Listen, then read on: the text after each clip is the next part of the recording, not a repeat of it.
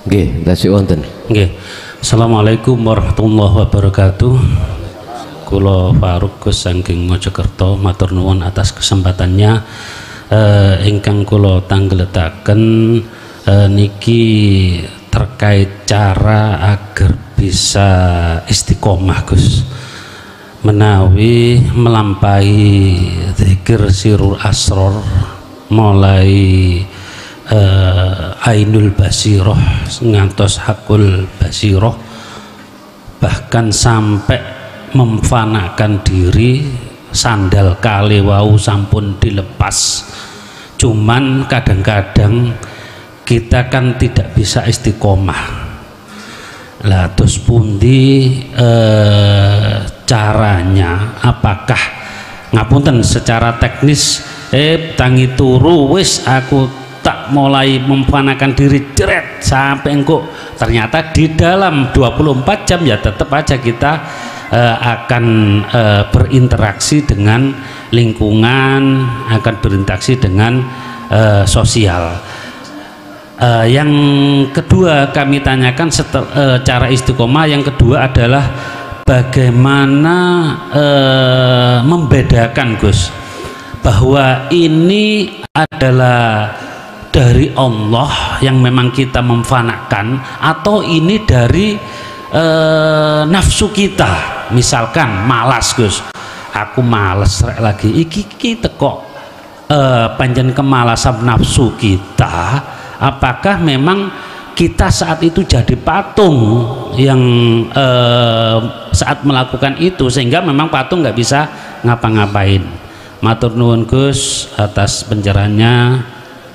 Assalamualaikum warahmatullahi wabarakatuh. Waalaikumsalam warahmatullahi wabarakatuh. Yang pertama, kita itu tidak bisa untuk menolak diri dari pengaruh-pengaruh lingkungan, karena kita itu hidup di tengah-tengah lingkungan. Allah telah memberikan satu keterangan tentang hal itu terhadap orang-orang yang hatinya sudah condong pada Allah, supaya waspada terkait apa pengaruh lingkungan. Hal itu tertuang di dalam surah Ali Imran ayat 100. Ya ayyuhalladzina amanu, he wong sing atine wis condong menyang aku, intutiu fariqon, manakala kau mengikuti farikon itu sebagian golongan yang besar. Kan manusia itu dihadapkan dua golongan, terbagi menjadi dua golongan. Golongan pertama, wa minhum man hadallah. Kalau masuk dalam lingkungan ini aman sampean. Golongan yang selalu hatinya condong pada Allah, tapi kita suatu saat dimasukkan golongan farikon, sebagian golongan maneh lingkungan yang wa minhum man haqqat minadz-dhalalah. Golongan yang lingkungan itu hatinya condong terhadap urusan dunia, hati bukan jasmani. Rupane farikon yang dimaksud yang kedua yaiku minalladzina, saking piro-piro wong ukeh utu alkitabah, utu kang den tekaake sapa ladina alkitabah ing kitab, berarti wong sing hatinya mewah dengan urusan selain Allah. Bisa ahli kitab berarti wong alim ilmu dohiri. Utul kitab berarti wong mewah urusan dohiriyah dibawa ke batiniah. Ketika saat jenengan iki masuk di dalam golongan ini, ketahuilah yaruddukum ba'da imanikum kafirin. Mereka nggak suka kamu itu condong nang Allah, hatimu nggak suka. Diseretlah kau bagaimana setelah kau iman menjadi kafir, rohaniyahmu di mata Allah. Artinya mereka nggak sadar kalau mengkafirkan jenengan iki secara hakikat, karena secara syariat bukan termasuk kafir. Artinya apa, Pak? Hatimu akan ditarik supaya berkarakter seperti mereka. Padahal Anda itu ba'da imanan, Anda itu iman sadurunge nang Allah, condong nang Allah. Terus bagaimana kalau kita dihadapkan kondisi lingkungan seperti itu? Bon, Allah wis ngasih jawaban, mereka itu mesti menarik Anda untuk hati condong min rohibin setelah mingkol bin zahidin Anda. Mereka akan menarik Anda rohaniyahmu supaya condong menyang duniawiyah dengan keterangan-keterangan di situ Anda supaya terpengaruh. Terus apa bisa menyelamatkan dirimu walaupun dihadapkan lingkungan yang seperti itu? Dijawab oleh Allah di dalam surat Az-Zumar ayat berapa itu? Lupa saya. Gini, Rasulullah dan pengikut-pengikut yang menjalankan seperti Rasulullah yang disebut tabi'ina sholihin, mboten ngomong masalah dzurriyyah dan nasab, ndak. Tabi'ina sholihin itu cuman gini, Pak. Alladzina, mereka itu iku yadhkuruna padha njaga dzikire Allah ing Allah. Kiaman, baik dia ketika berdiri, wa qu'udan ketika duduk, wa ala junubihim, lan ketika dia itu berbaring. Artinya berdiri untuk apa? Macam-macam. Artinya jenengan duduk pas waktu apa? Macam-macam. Waktu berbaring untuk apa? Macam-macam. Berdiri kadang jenengan berjalan, berdiri kadang jenengan sholat, berdiri kadang Anda itu apapun aktivitas itu. Duduk juga begitu, berbaring juga begitu. Berbaring dalam keadaan sakit, berbaring keadaan jenengan ini tidur dan lain sebagainya. Beliau selalu menjaga itu, menjaga zikirnya itu. Lah, zikir yang kumaksud di sini adalah jatuhnya hatimu di su'a ke ain, dirasa sampai pada bertemu. Ini hanya ini caranya. Manakala jenengan kalih kula ini pinginnya selamat dari pengaruh lingkungan, sebab kita itu tidak menutup kemungkinan kalau kita itu suatu saat dihadapkan lingkungan yang tidak bersahabat terkait rohaniyah kita, bukan jasmaniah, rohaniyah. Kadang-kadang lingkungan bukan orang lain, istri suami kita yang belum sampai di situ ngomel-ngomel. Istri suami kita nggak sadar kalau sebetulnya kita itu yaruddukum ba'da imanikum kafirin, menyeret kita ya, menyeret dari keimanan ke kufuran. Karena apa? Itu sangat halus urusannya. Entah kalau gini sih jelas, Pak, gak usah sholat sekarang nang masjid, ayo nanggone gerumbul kono ai.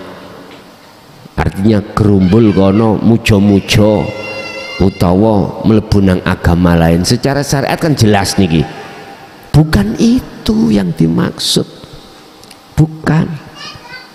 Yaruddukum, mereka itu menarik kamu imanikum dari iman yang benar, hatimu dijadikan kafirun. Jadi yang menarik gak merasa kalau mengkafirkan jenengan. Kadang-kadang orang dekat kita sendiri, kadang-kadang entah itu orang tua kita, lah iya duweni anak situ gak gelem nyambut gawe sing tekun, penggawaane mangan turu.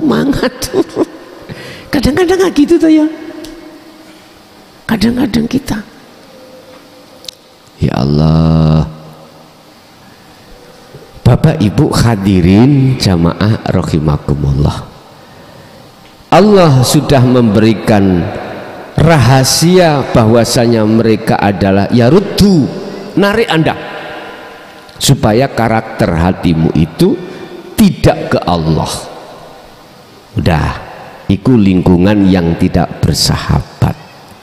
Tetapi juga Allah memberikan solusi, banyak ayat solusinya supaya Anda tidak terpengaruh.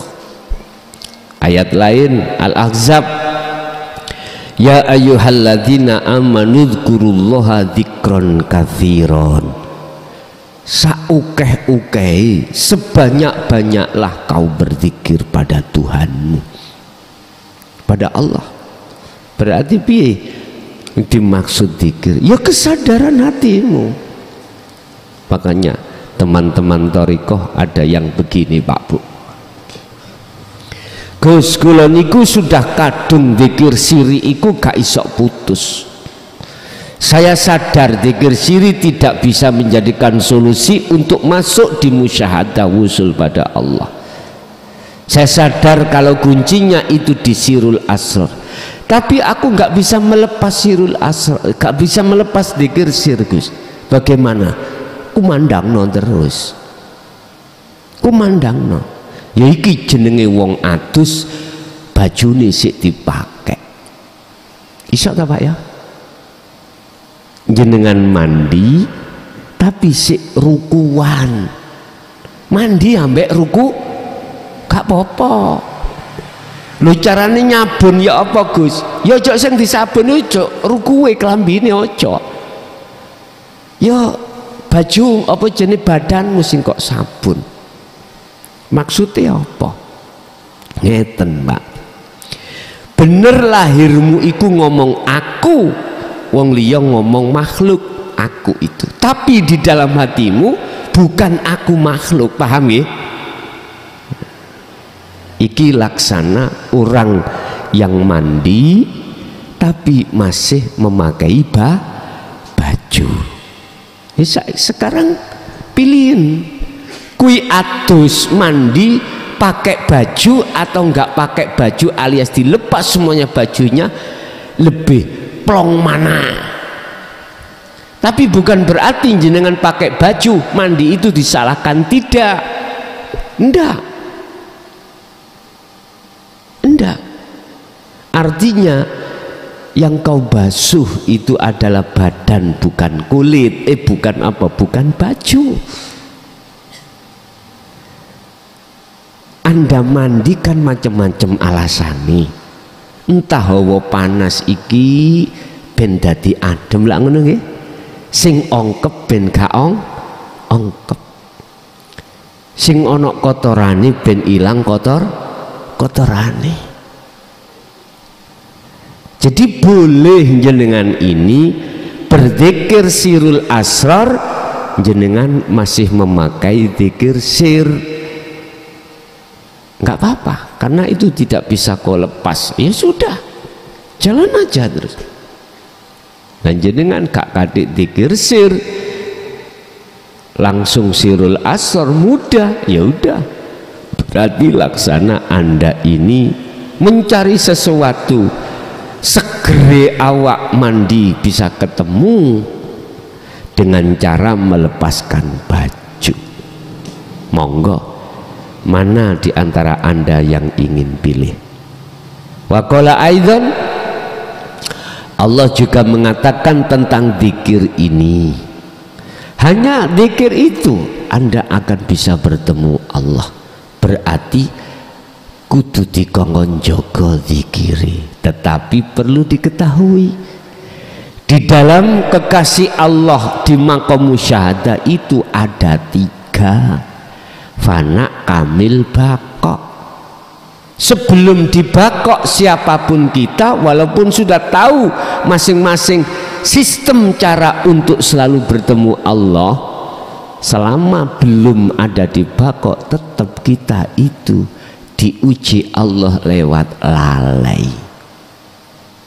Gak bisa enggak, kecuali jenengan betul-betul sudah dibakok, baru sedikit pun tidak akan terpengaruh dengan lingkungan yang kurang bersahabat, senajan Anda itu masuk dalam lingkungan tersebut. Iki cara istilah ikan, betul-betul ikan yang sudah hidup, bisa hidup di tengah air yang asin, yaitu ikan di laut, baru maksum itu sudah. Setiap detik dia akan interaksi jasadnya terhadap air asin, tapi tidak mempengaruhi rasa di dalam jasadnya ikan tersebut. Alasannya sebab ikannya selalu hidup. Itu yang satu. Terus yang nomor 2, apa mangre lali aku.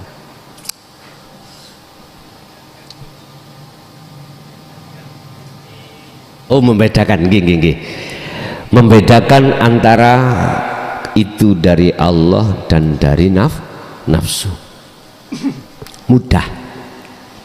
Apapun yang terjadi pada diri Anda, ya, kalau hati kita itu duduk di takholi, jelas dari nafsu, jelas dari nafsu.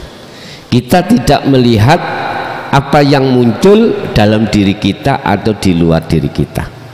Kalau ruhaniyah posisi di takholi loh ya. Takholi itu apa dah? Takholi itu hati kita masih memperlakukan selain Allah, masih memperlakukan selain Allah itu bisa mendatangkan mudarat dan manfaat. Itu berarti takholi.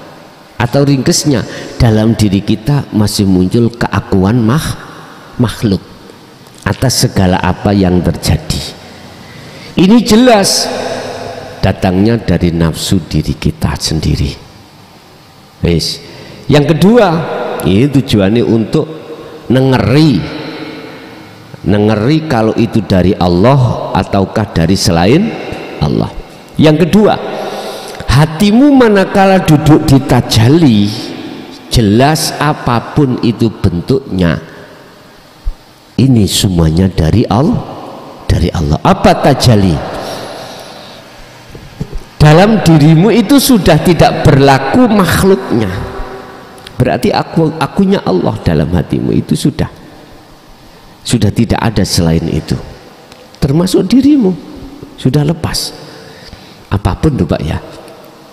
Contoh, mensikapi di luar diri Anda, di situ ada maksiat ya, ada taat, ada bala, ada nikmat. Anda kalau hati duduk di tajalli, maka itu datangnya dari Allah. Berarti hukum ini hanya berlaku pada hatimu yang duduk di tajalli. dan tidak berlaku bagi orang yang duduk di takholi, nggak bisa. Dan atau muncul dalam diri jenengan, perkara apa yang muncul dalam diri Anda, kalau ruhaniyahmu itu betul-betul dikatakan duduk di tajalli, maka hukum itu berlaku pada diri Anda. Hukum yang bagaimana? Hukum yang semua ini datangnya dari Allah. Tapi belum tentu hukum ini akan berlaku bagi orang yang duduk di takholi, nggak berlaku. Nyun sewu, kita nggak usah bicarakan orang lain, diri kita sendiri. Ketika saat kita masih di takholi dulu, hukum yang mengatakan keakuan Allah dalam hal aktivitas apapun nggak mungkin terjadi dalam dirimu. Mesti dirimu ngomong, ya aku sing sholat, ya aku sing dzikir, ya aku sing semuanya. Jadi hukum yang berlaku pada diri kita adalah hukum pengakuan diri kita. Pengakuan diri Allah nggak pernah terjadi. Tetapi ketika saat Anda sudah ditajalli di sini, maka hukum yang terjadi adalah hanya dari Allah semuanya. Jadi melihat dari arah situ, Pak, ya. Tengerane tandanya itu takholi atau tajalli. Ya, ada lagi.